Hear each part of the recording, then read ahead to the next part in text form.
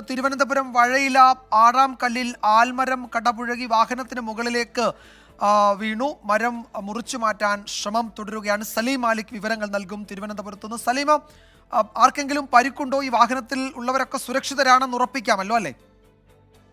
വിജയകുമാർ, അത് സംബന്ധിച്ചൊരു വ്യക്തത വന്നിട്ടില്ല. കാരണം ഈ കുടുങ്ങിയിരിക്കുന്ന രണ്ടുപേരാണ് ആ വാഹനത്തിൽ ഉള്ളത് എന്നാണ് മനസ്സിലാക്കുന്നത്.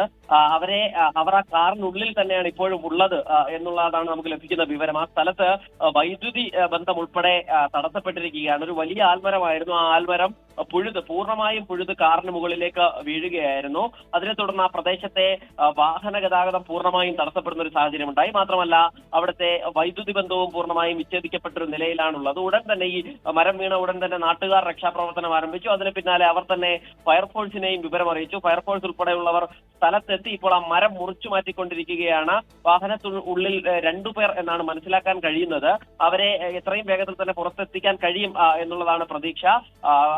മറ്റ് വിശദാംശങ്ങളൊന്നും ആ പ്രദേശത്ത് നിന്ന്, പ്രത്യേകിച്ചും വൈദ്യുതി ബന്ധം പോലും ഇല്ലാത്തതിന് ലഭ്യമാകുന്നുമില്ല. വിജയകുമാർ, സലീം, അവിടെ മഴ തുടരുന്നുണ്ടോ ഇപ്പോഴും? ഈ രക്ഷാപ്രവർത്തനത്തിനൊക്കെ തടസ്സമായി വൈദ്യുതി ഇല്ല എന്ന് മനസ്സിലാക്കുന്നു. കനത്ത മഴയുമുണ്ടോ ആ ഭാഗത്ത് ഇപ്പോൾ?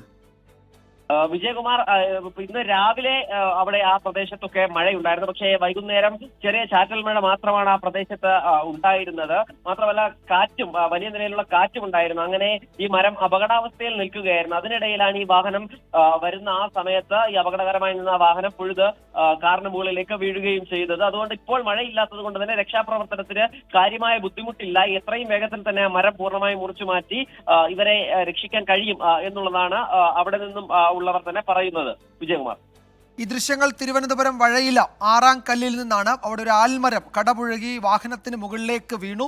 ഒരു കാറിന് മുകളിലേക്കാണ് വീണത്. മരം മുറിച്ചു മാറ്റാൻ ശ്രമം തുടരുകയാണ്.